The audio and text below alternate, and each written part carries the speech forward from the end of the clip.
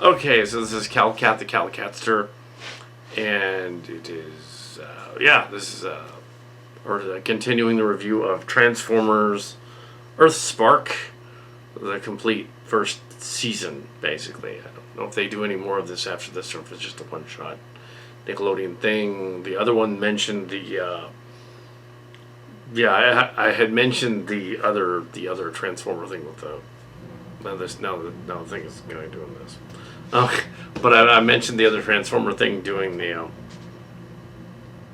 being similar to Transformers meets Robotech, and having elements of that, as well as our Mush series and Legacy and Lexicons, Transformers Mush and Lexicons, and it continues that trend with the next few episodes. Here we have, of course, those were fan films and fanfics that people did over, and these creators had read something similar or done something similar ideas. I mean, there's been so many Transformers episodes in the series.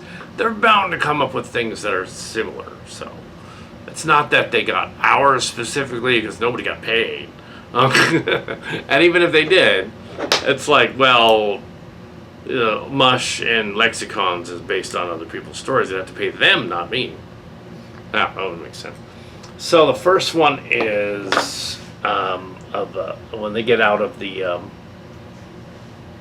The first one is the Stigny situation, the Pachysaur dinosaur character. Well, it's about the guy, Jawbreaker, who is one of the dinosaur Dinobot later characters anyway. So it's obvious to any of the fans. Yeah, there's a Dinobot called Jawbreaker. That's the little guy with the thing, Packy guy. Reef Wars. And he's been other things too, so it's obvious he's going to become a Dinobot if you knew the lore. See, they could have changed it. The Osprey Megatron, that makes sense if this is connected to Transformers Prime somehow. It can't be. Transformers Energon. No. Transformers Animated somehow, but no, it can't be. That takes place in the 22nd century. And it's unlikely that these people became the Sundax. That wouldn't make any sense that they would do that. Similar idea though, the Cybertronian girl, Sundax, from that. But it's a parallel universe where certain events are happening in a similar way. So we have the space bridge from Space Bridge, and from the ground bridge from Prime, kind of thing going on. And that's also from the other ones. That's also from G1, Space Bridge and Ground Bridge, G1. Yeah. That makes sense. In a Steige situation, though, we have Grimlock dealing with post PSTD and trying to train the little guy to fight, which is similar to Grimlock fighting the little guy in Lexicons. There's a Grimlock little guy I've seen in there. Decepticon lady.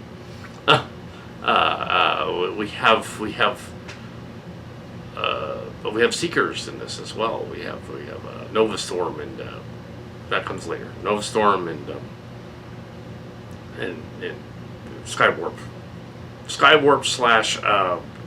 They were probably not thinking of Skywarp. They were probably thinking of not Windblade, but they were probably thinking of, because the drone one is kind of Windblade. Twitch is kind of Windblade. They were probably thinking of Slipstream from later shows. So there's all these crossovers. It doesn't really matter all that much. Steige situation, you gotta get Grimlock to stop thrashing the city like a kaiju. And that's basically the plot of that episode.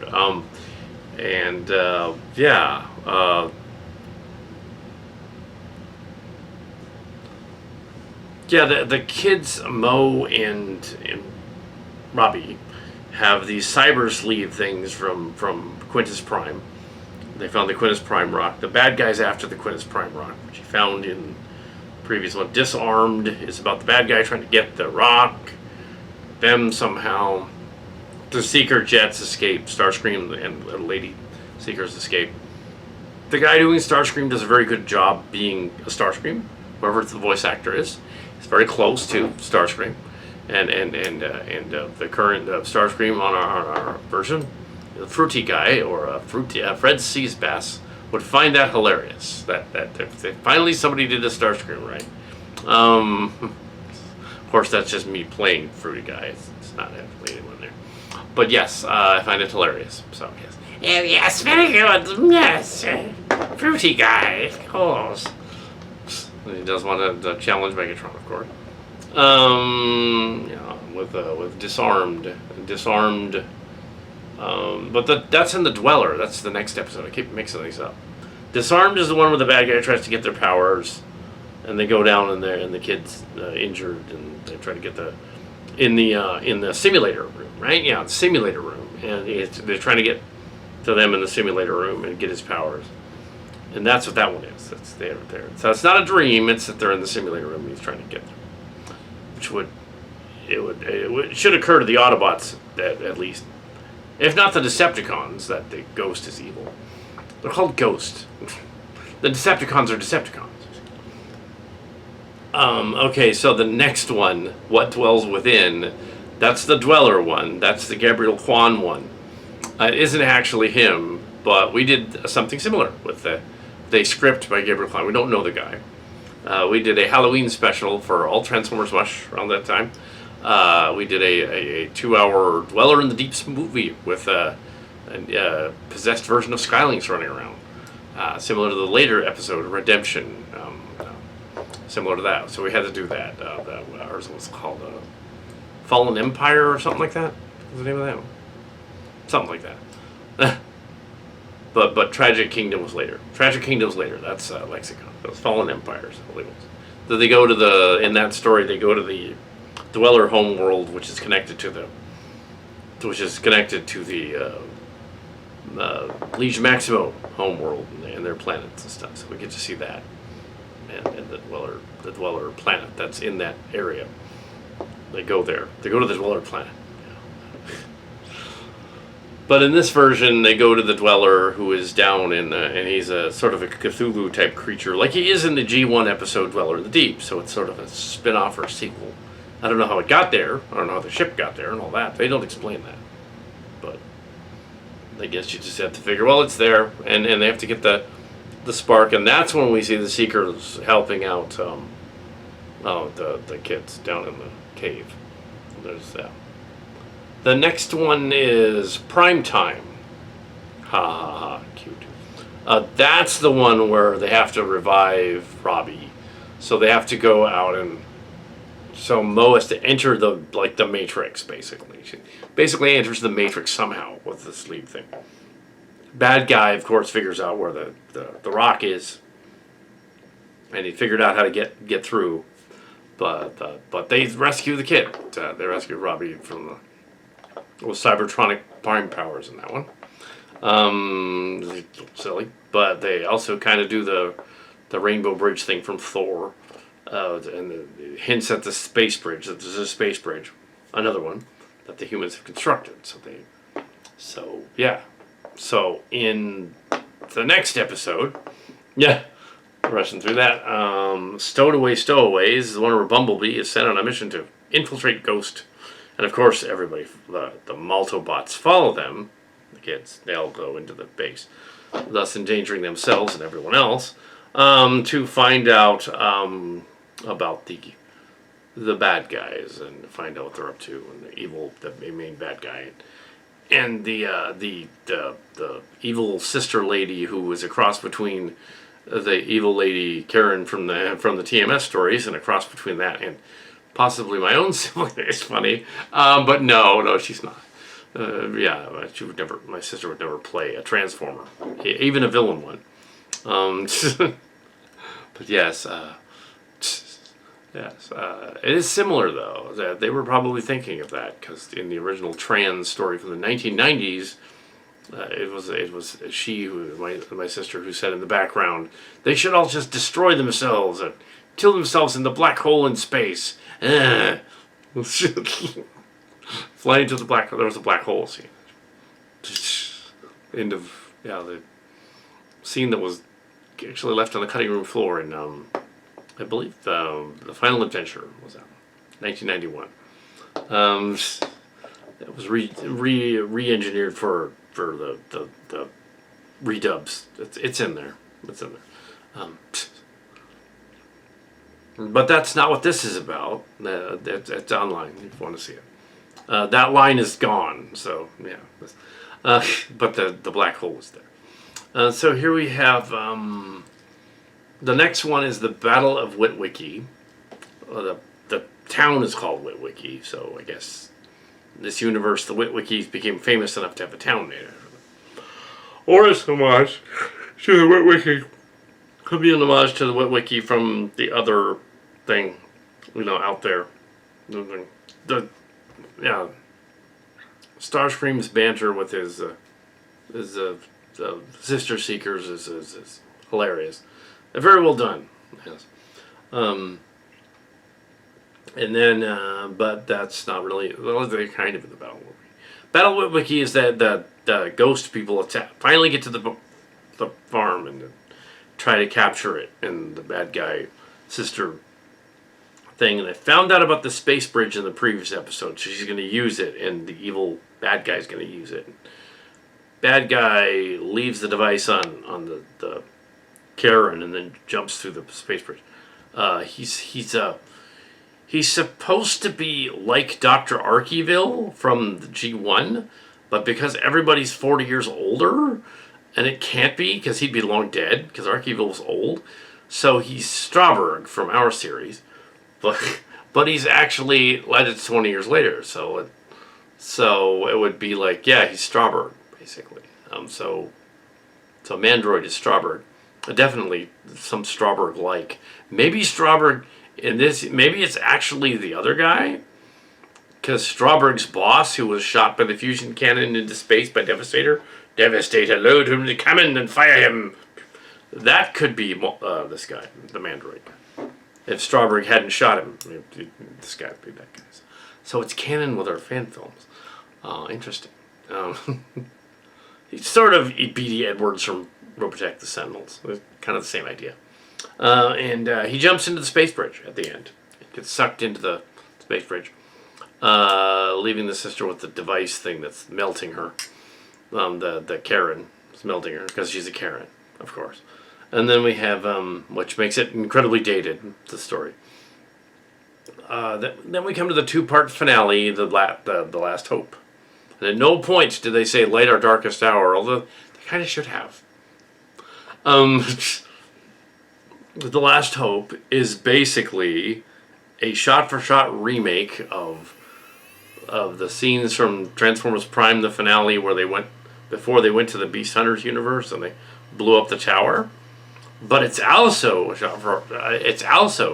a roundabout remake because our bad guy comes back in a battle pod and he's just a head floating in the battle pod. And he comes back to fight them from another dimension. He brings the Sharkticons. The Sharkticons actually eat the Maltos, but apparently don't kill them. They eat them and take them to their base. So they swallow them whole, take them alive to the base. And they build this big tower thing, and they're going to destroy the universe. They're going to destroy all Transformers. They're going to use the old. There was a few episodes that did that not so much in G1. I would say Armada tried to do that. Let's make all the Transformers. Also, no, G1 did it too. The 5 Faces of Darkness. We're gonna go down into the thing, and that's right, 5 Faces of Darkness. They've done their homework. Yes, the machine that the Quintessons had on Cybertron, because they were Cybertron creators, and that machine could destroy all the Transformers if they could just get to the switch and switch it off. All the Transformers would become inert, and nothing would happen. And the humans are their last hope because Spike it manages to inert the Transformers, and then Spike goes into the switch, and then Megatron and Blitzwing are alive, and Blitzwing betrays Megatron by saying, "No, the battle's over. You will never be welcome, Galvatron. You will never be welcome to the ranks of the Decepticons again, Blitzwing. He says, sometimes it's better to be known for one's enemies."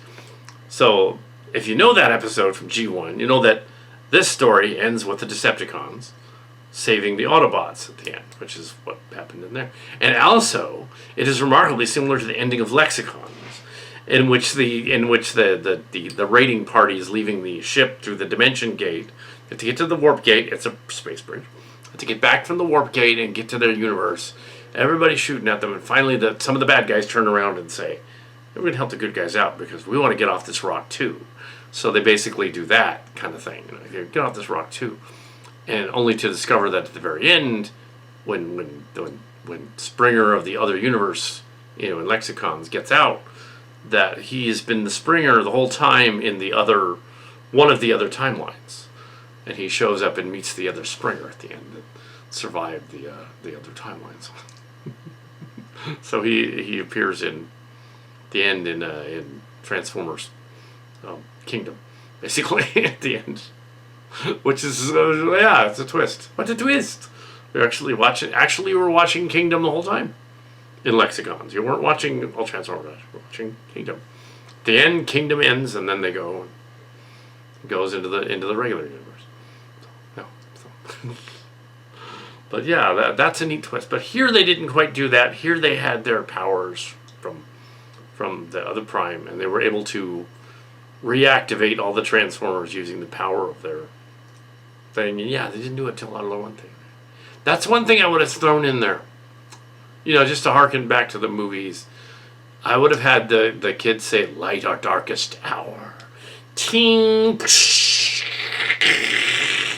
and then have at least the stinger of down, down, down, down, down, down, down. I guess they did have that a little bit, but not literally. You got the touch. They should have had that. But yes.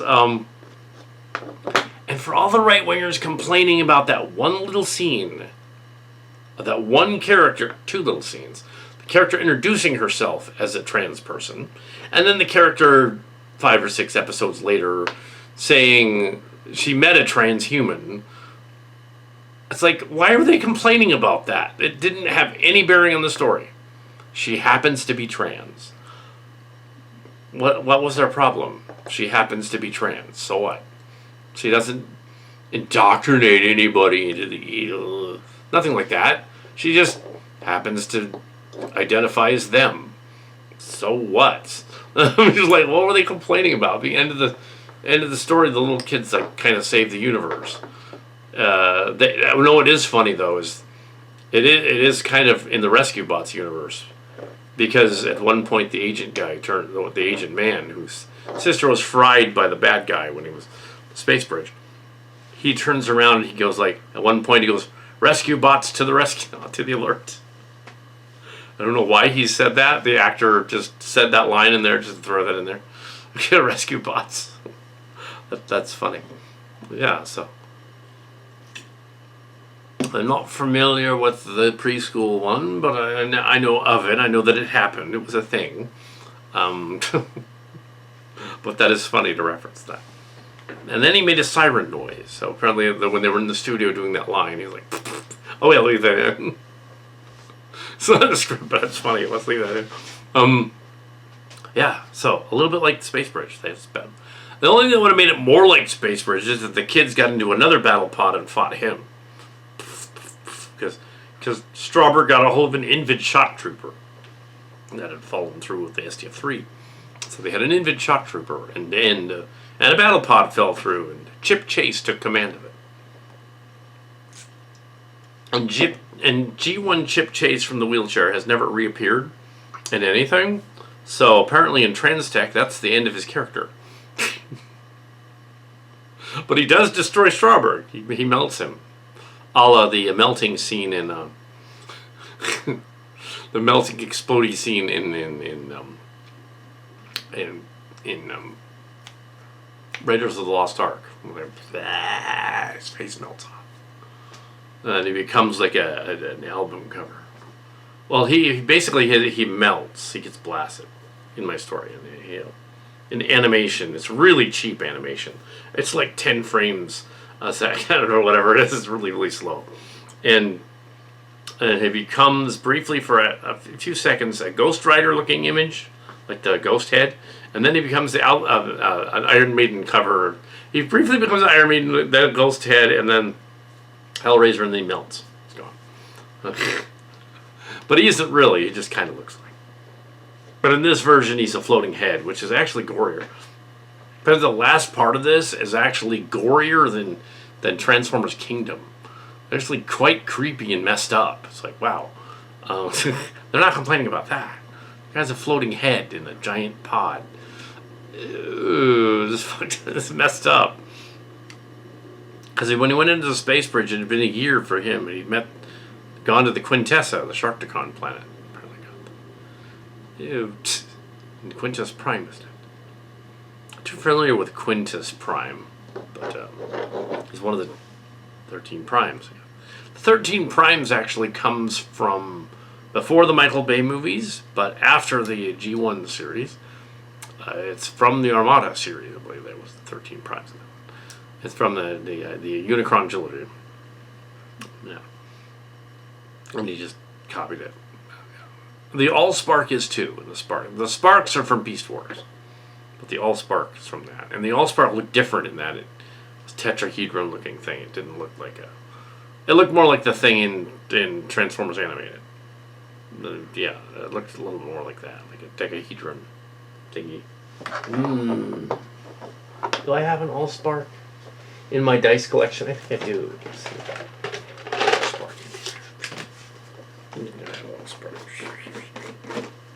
Do I have an Allspark? I have one in the bottom of this.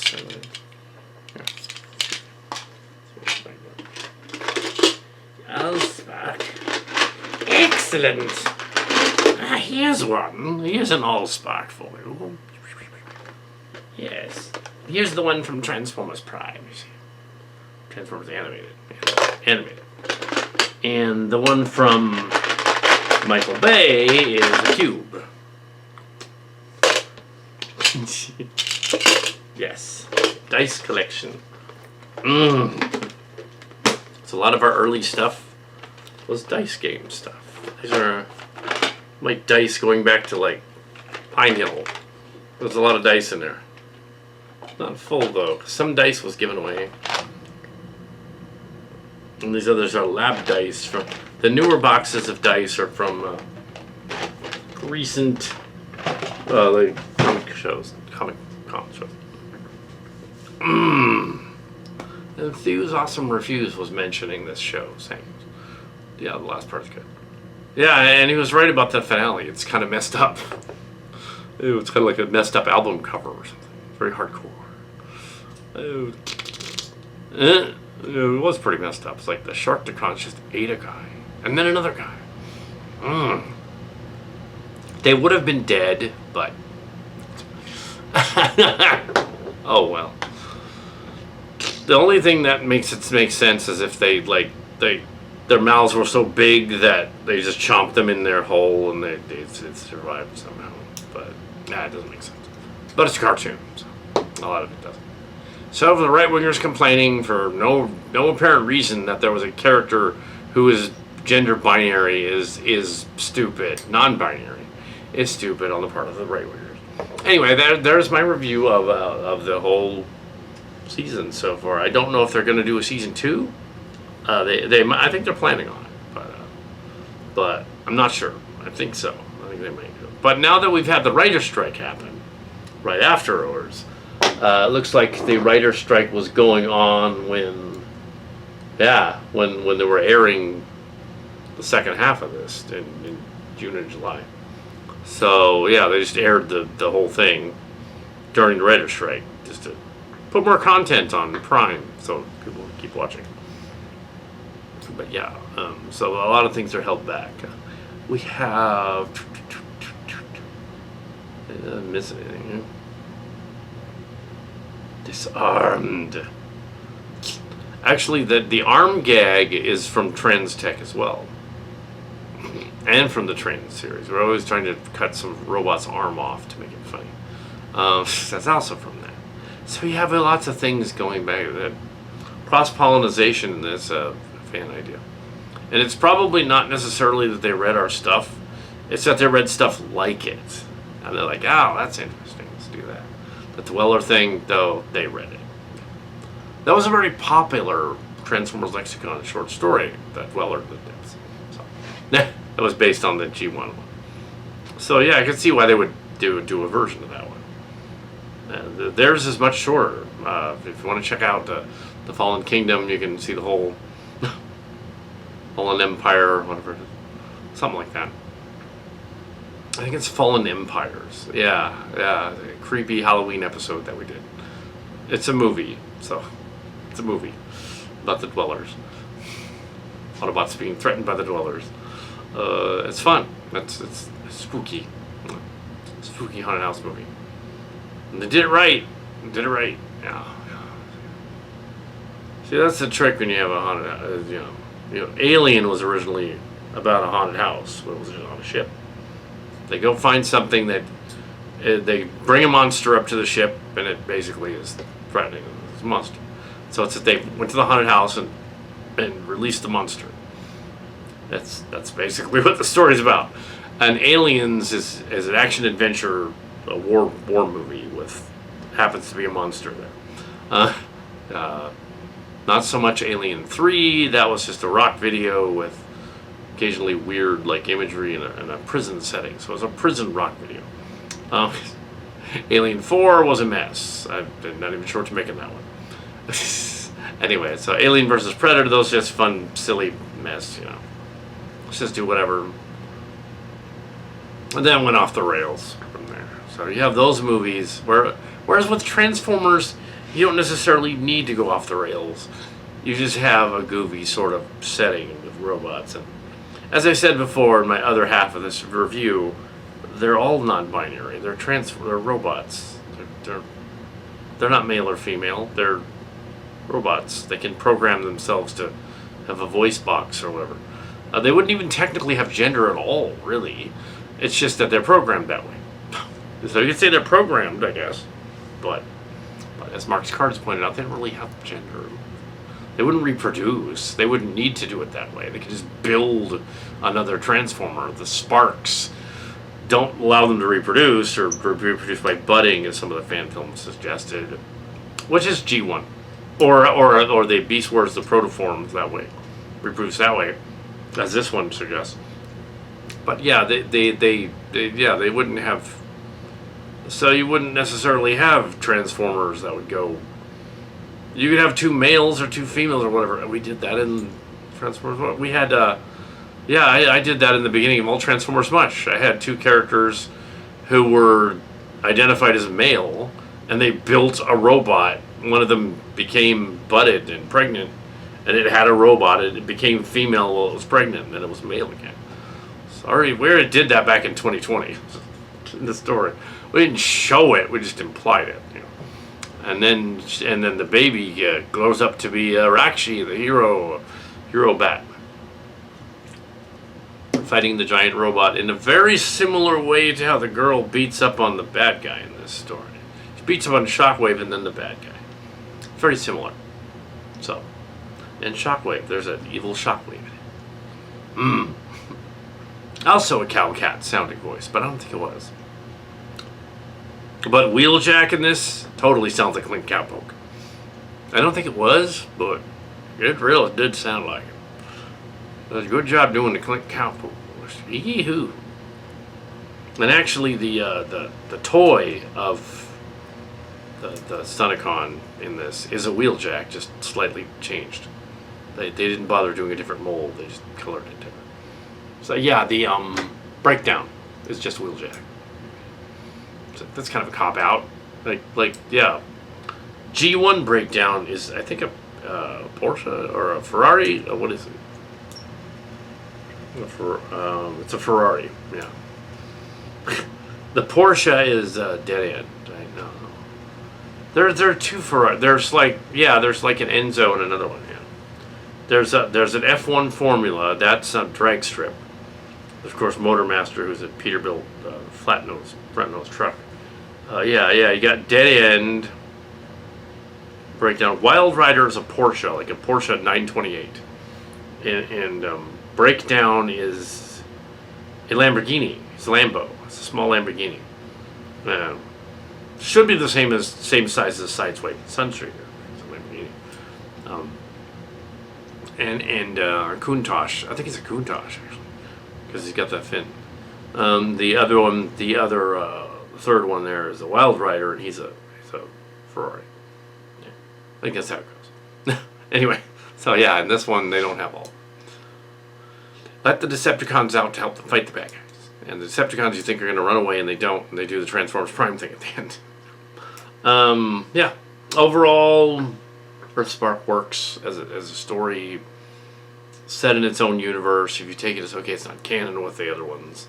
It's not even canon with Earthrise, the Siege trilogy from just a few years ago on Netflix. It's the Nickelodeon version. So it looks a little bit like those Ninja Turtle Nickelodeon things. Yeah, and there's another female robot they completely ignore, who's the purple one who turns into the big truck, who's clearly Butch. They ignore her entirely.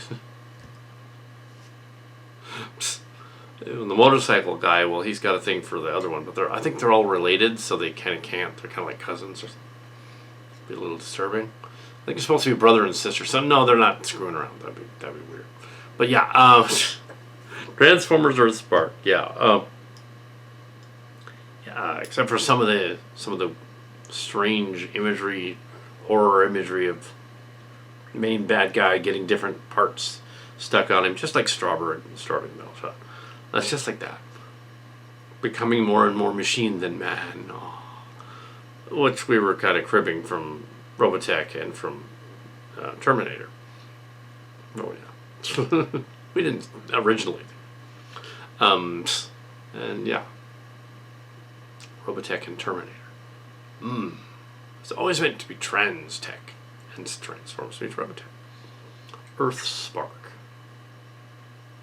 I take it they'll find Cybertron if they do a sequel. Huh. No, because each episode is about 21 minutes long, 22 minutes long. It's shorter than what it would be if you watched on the entire Space Bridge set.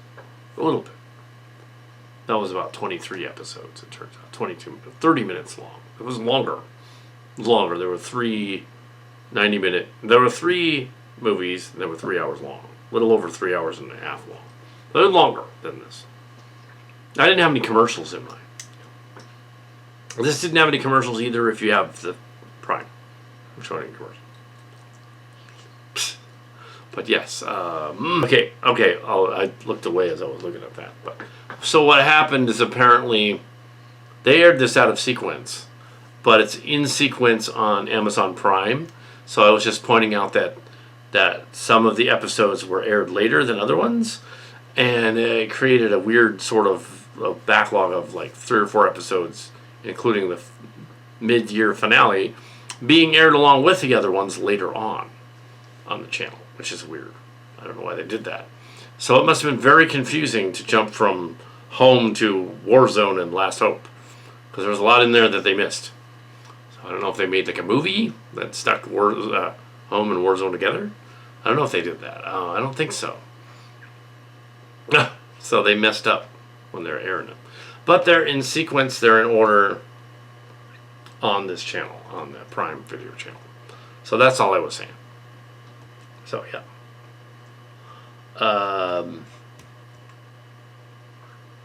It's meant to be for children, probably between the ages of 11 and 16. But then it has other stuff that Transformers fans, that their parents would enjoy. So, or in some cases, grandparents, I guess. Yeah. So, yeah. Sure. But yeah, I don't necessarily think that it's little kids wouldn't get it, but yeah. Use your judgment for some of the parts that are scarier, I guess. Anyway.